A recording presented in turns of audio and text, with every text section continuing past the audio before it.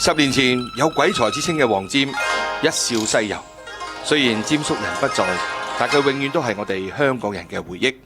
黃霑原名黃湛森，大學畢業之後呢，曾經做過2年嘅教師，之後轉到廣告界發展，除咗度橋之外，仲會幫廣告歌填埋詞添，就好似70年代家計會嘅呢首廣告歌。兩個就夠晒數，兩個就夠晒數，生女也好，生仔也好，兩個已經夠晒數。就係因為霑叔詞淺意重，好快佢由廣告界跳到去樂壇同埋電影圈，創作咗接近2000首嘅曲同埋詞，文字作品亦超過30本書，為香港流行文化歷史寫下重要嘅一頁。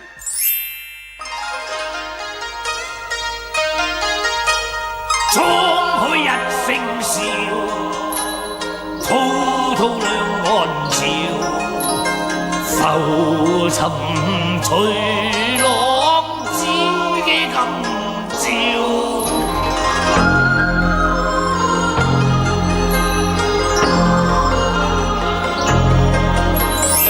雖然黃霑離開我哋係我哋香港人嘅一大損失，但係佢個作品從來冇離開過我哋。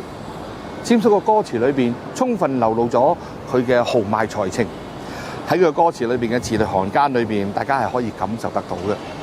霑叔係一個好中意開懷大笑嘅快樂人，所以我哋1連4集追憶黃霑當年情，我劉錫賢將會同霑叔嘅好朋友一齊同觀眾分享下佢嘅大情大性，再一次用歡笑聲向呢一位香港流行文化嘅巨人再一次致敬。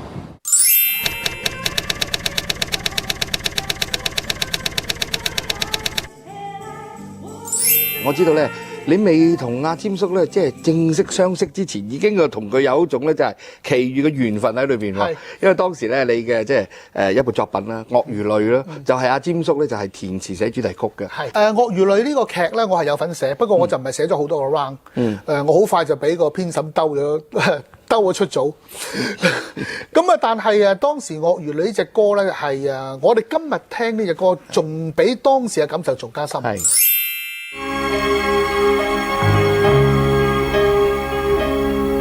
成功的歡呼到處為他追隨，人生的好景到處與他暢聚，誰知巔峰的他，誰知頂尖的他，又有留下兩行淚，是否他心中永遠抹不去恐懼，是否他心中永遠太多掛慮，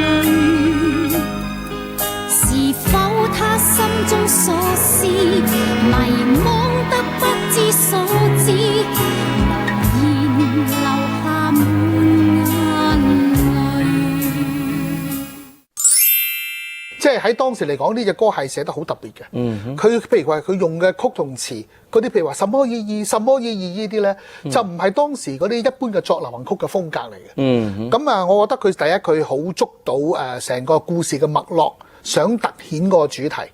好濃縮咁樣擺咗個歌詞度。另外佢個音樂個成個編曲啊，同埋個 melody 咧，亦都行咗個喺當時嚟講比較大膽嘅做法。呢首歌裏邊咧有乜嘢其實最重要嗰一點咧，係你覺得即係嗱最深刻嘅印象呢首歌？係就係喺人喺一個商業社會，喺一個現今呢個世界，嗰種對住人同埋人哋睇佢嗰種表面，同佢個內心嗰種咁樣嘅反差。內心可能係一個好兇險嘅人。但係佢表面上佢要達到目的，但係去到某一日午夜夢回，可能佢自己都會對自己好多反省。我覺得呢個即係表面睇嘅佢，同呢個內心真實嘅佢嘅嗰個反差，嗰種多重嘅輻射係寫得好好。你用邊一句嘅歌詞覺得係鱷魚淚裏邊嘅最精髓嘅嗰句歌詞呢？我覺得就係中間嗰段副歌，是否萬千感慨，從此迷失意義。然後跟住就會茫茫然滿眼眼淚，是喜亦悲。跟住佢就問什麼意義？什麼意義？好有戲劇性，好有一種內心嗰種掙扎同埋嗰種人物嘅反差。我覺得呢個就係人喺呢個世界就係咁。去到活到某一個階段，或者喺個社會經歷到某一個階段，就會係咁萬千感慨，但係好似迷失咗個意義。咁到你諗嘅時候，你流眼淚嘅時候，咁呢個眼淚係咩意思呢？好多現實生活我哋都會啦。子欲養而親不在。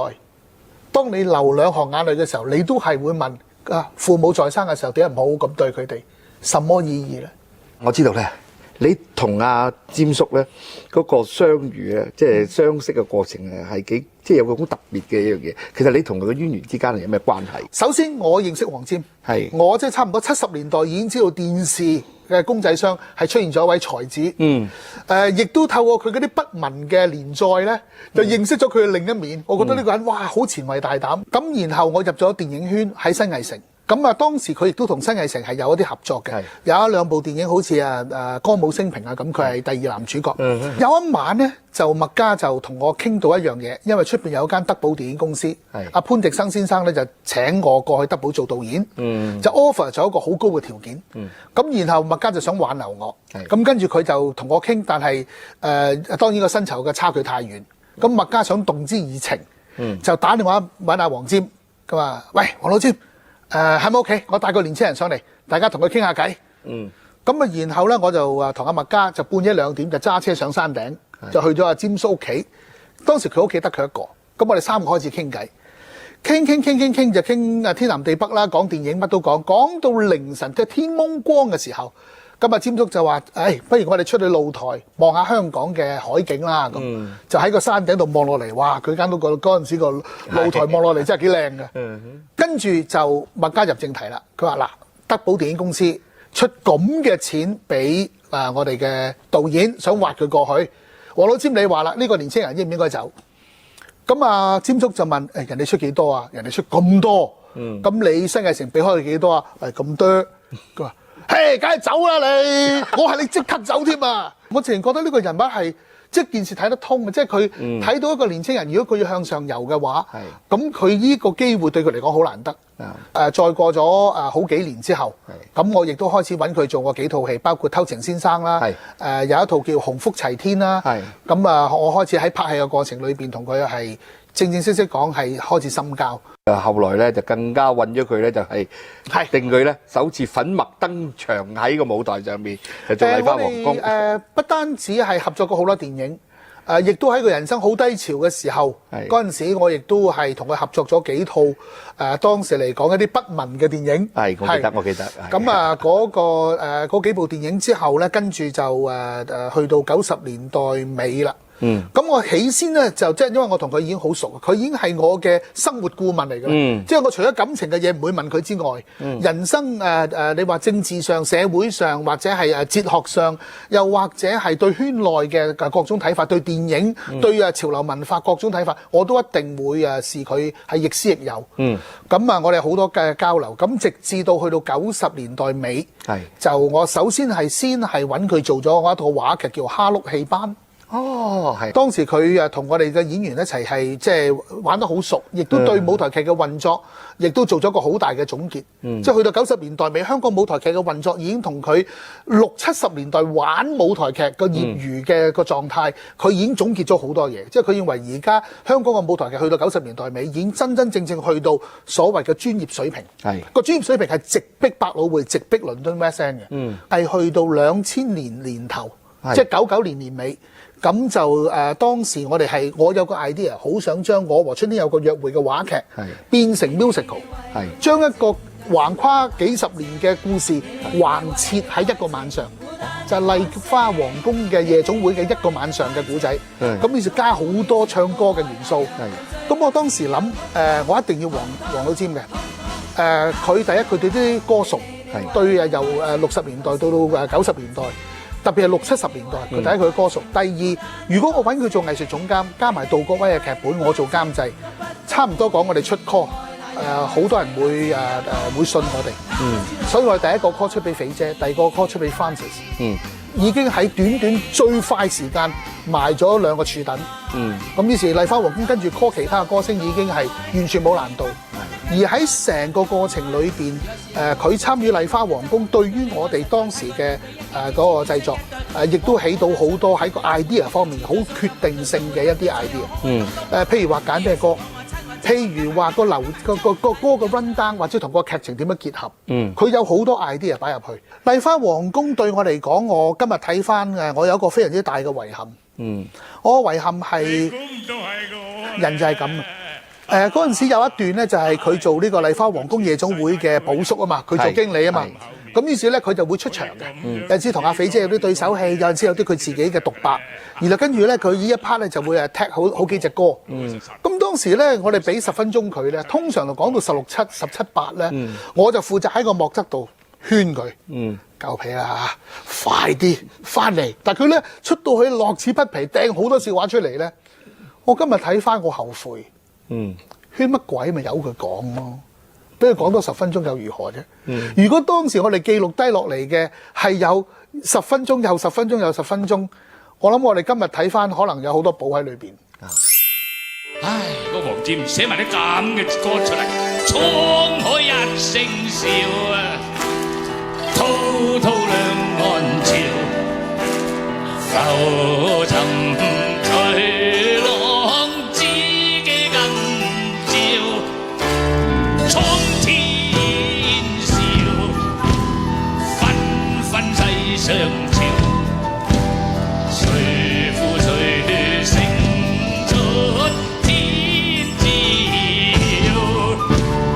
江山笑，煙雨遙，淘浪淘盡紅塵俗世幾多嬌，清風笑，景野寂寥，豪情還成了一襟晚照。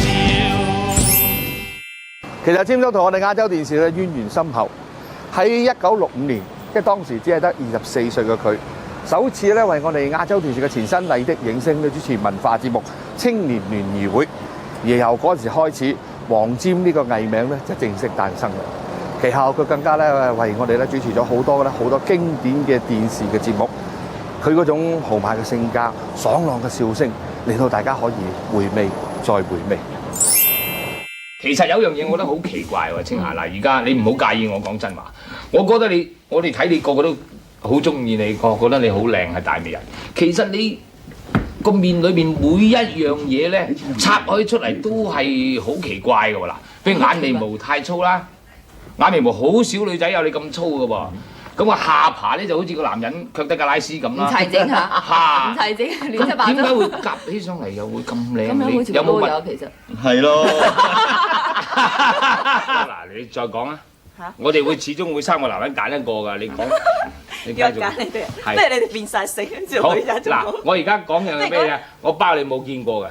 你有冇見過男人用威士做手巾嘅？唉，就係我啦，係。15歲就出嚟呢個社會嗰度啦。咁電影圈老實講啊，龍蛇混雜得好緊要噶嘛。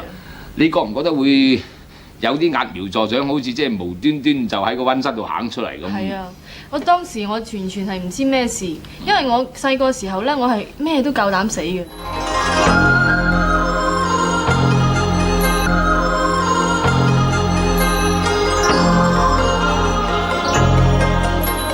真係眨下眼嘅就已經霑叔離開咗我哋第10個年頭啦。冇錯啦，我知道咧，你而家即係準備做一件事，就即係紀念下霑叔。你而家其實做咗一樣咩嘢嘢？係大家見到我背後咧係一個舞台劇啦。咁不過當然即係呢一集出街嘅時候呢，呢個舞台劇就基本上已經演完㗎啦，所以我唔喺度賣緊廣告。但係我真係好想將我認識嘅霑叔加埋佢嘅歌。當然佢有一個好好嘅拍檔就係顧嘉輝先生，作曲佢填詞，有啲歌係霑叔寫嘅，亦都係根據我認識嘅霑叔佢嘅一生對我最大嘅影響嗰幾點，我擺喺一個創作嘅故事裏邊。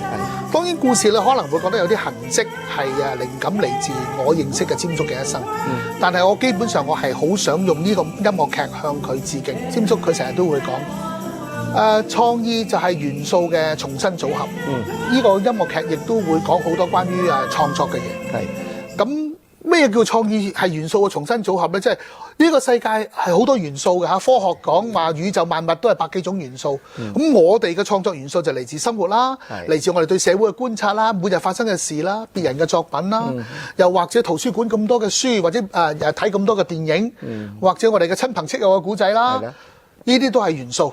咁我哋要一個技巧，將佢重新組合，而成為咗新嘅創意。咁呢啲係我喺詹叔身上學到一啲好簡單但係好道嘅道理。亦都係勉勵緊我哋應該要用包容同埋吸收嘅嗰種態度去不斷吸收元素。其實嚟講我想同大家分享即係所謂詹叔嘅精神。頭先我講創意元素嘅元素嘅重新組合呢個説話係其中一點啦。我覺得值得同大家再分享嘅，可能係透過畫面、透過電視機。詹叔有句説話咧，留低咧，對我人生嘅改變係好大嘅。即係同大家觀眾分享一下。佢成日話我哋凡事啊係盡做但放開。先求盡做，先求盡力而為。然後再放開，成敗得失在其次啦。亦都唔好即係痴迷於個結果，亦都唔好痴迷於個過程。愛情都得㗎喎。你追個女仔係嘛？你都係盡力去追，追唔到咯，咪放開咯。你再痴迷就唔好咯。做人都係嘅喎，做人做事一定要先盡力而為。我哋想爭取咩嘢？讀書做嘢，盡晒力做好件事先。既然已盡力啦，成敗得失在其次，放開。呢個已經成為你嘅座右銘㗎啦喎，係㗎，永遠記喺呢個心裏邊。不過今日咧都係即係聽完阿高生講完之後，詹叔呢句説話咧，我都一定擺喺呢度。詹叔嘅歌詞咧，佢就係簡單易明，而且仲係意義深重，仲係歷久彌堅添。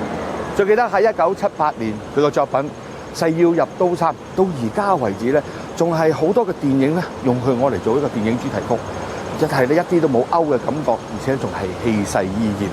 而詹叔咧為電影《笑傲江湖》填嘅主題曲《滄海一聲笑》咧更加不可不提，因為我哋今集嘅呢一位嘉賓咧，亦都係同期喎，亦都填咗一首電影主題曲《天若有情》嘅，而且佢哋兩首歌曲咧更加一齊被提名咧第10屆香港電影金像獎最佳電影歌曲。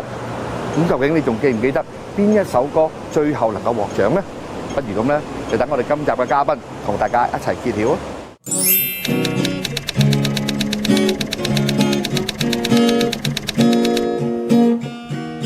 嗰次有份同佢競逐嘅時候咧，真係有啲驚㗎喎。係嘛？因為我都係新人啦，當年係。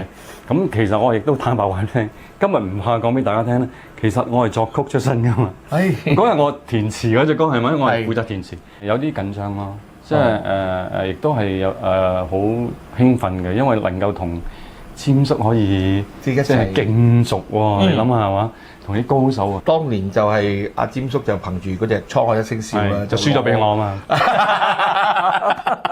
係爭啲輸咗俾你，輸咗俾我冇錯。你咁啊，咁佢攞咗，咁你會唔會覺得有啲失落咧？其實你當件事，你想我講真講假？梗係講真㗎啦。我講真咧，我冇乜失落。咁我都覺得應該值得輸俾阿前輩嘅喎，因為佢真係高，真係好坦白。我哋好真係唔係話因為我有份寫，雖然就算我出盡晒力去寫嗰隻歌啊，或者亦都係《天若有情》當年都幾受歡迎嘅。係冇錯。咁但係佢係真係高手啊嘛。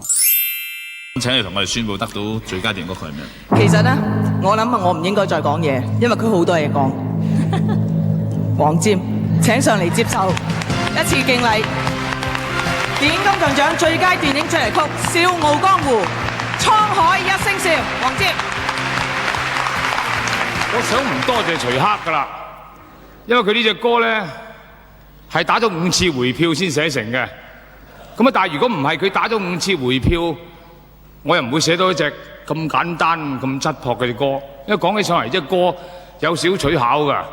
因為係5音音階，拉嗦咪咧哆咪咧哆啦嗦咁順落去，然後上翻去嗦啦銀咁啊哆咧咪嗦啦嗦咪咧哆咧，咁而家我就滄海一聲笑啦！多謝各位 ，thank you。多謝晒詹叔叔。我諗咧，即係咧，阿達當時嘅心情咧，好似詹叔呢首歌一模一樣啊！滄海一聲笑，哈哈咁咧就得啦，冇錯啦，冇所謂咁樣啦。嗱，咁啊，其實講開詹叔咧，即係其實對於你嚟講，其實你同阿詹叔有冇啲乜嘢嘅大嘅淵源嘅？有啊，好大係啦淵源。有一次咧，就因為有少少嘅有啲嘢要出席，咁我同另外一個創作人咧就因為某啲原因冇出席到。係。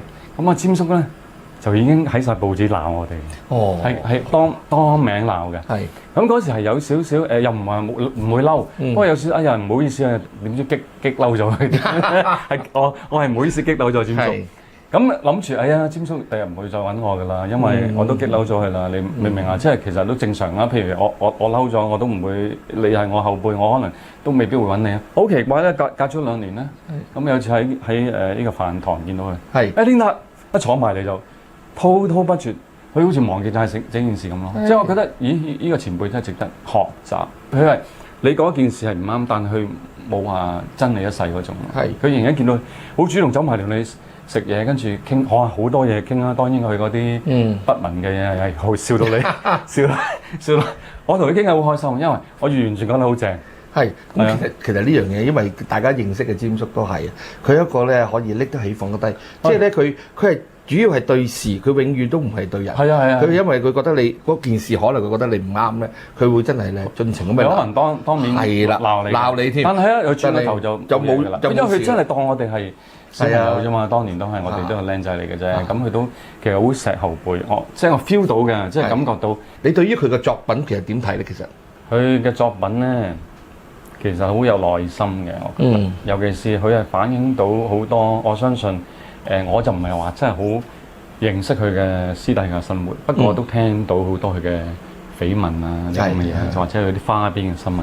聞説佢係一個好鍾情嘅一個男人嚟嘅，咁所以有啲嘢寫得好男人嘅心聲，即係好內心嘅嘢，就可能唔係我哋經歷過嘅嘢咯。所以佢啲嘢係比較好真，同埋好嚟得好，唔係話即係我中意呢種嘅，即係唔係為咗去作詞，而係佢真係寫緊一個心態，而嗰個心態咁啱，好多當年嘅男性咧都好有共鳴咁樣。係啊，即係大家經歷過好多嘢，因為佢可能佢嘅愛情觀或者佢嘅睇嘅哲學嘅觀有佢嘅一邊咯，佢嘅經歷我哋又唔同，但係都有共鳴咯。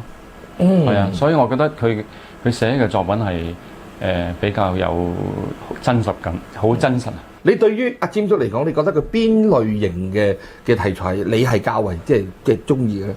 當你見到天上星星，呢隻歌咧，我好記得咧，就係我翻喺加拿大讀書翻嚟，咁啱啱入行，咁入行嘅時候咧就認識咗阿哥哥，咁阿哥哥有嗰場嘅叫 Final Encounter， 即係嘅演唱會，咁我哋因為同一間公司，所以我每晚都係嘉賓嚟嘅，即係坐喺度睇啊嘛。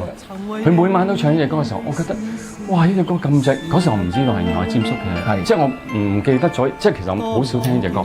但係嗰次阿哥哥唱，哇！直情打冷震，所以到我就好少去記人哋啲歌詞嘅，好坦白好自私，我淨係記我自己歌詞嘅啫。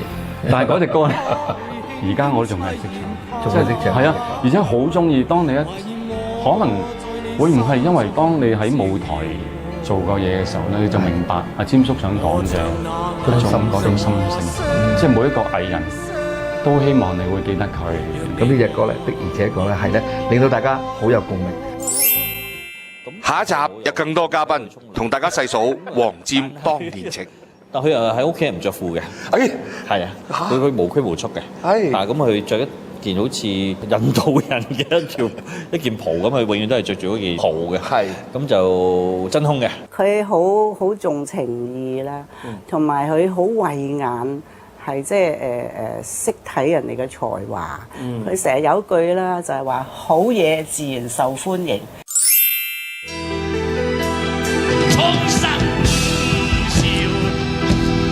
接落嚟係播映黃霑10年情麗花皇宮2003，請繼續欣賞。還在痴痴笑笑，所以佢抄下啦，你唔敢寫落去，啦啦啦咁就算啦，一齊啦啦啦好嘛？嚟一次好嘛？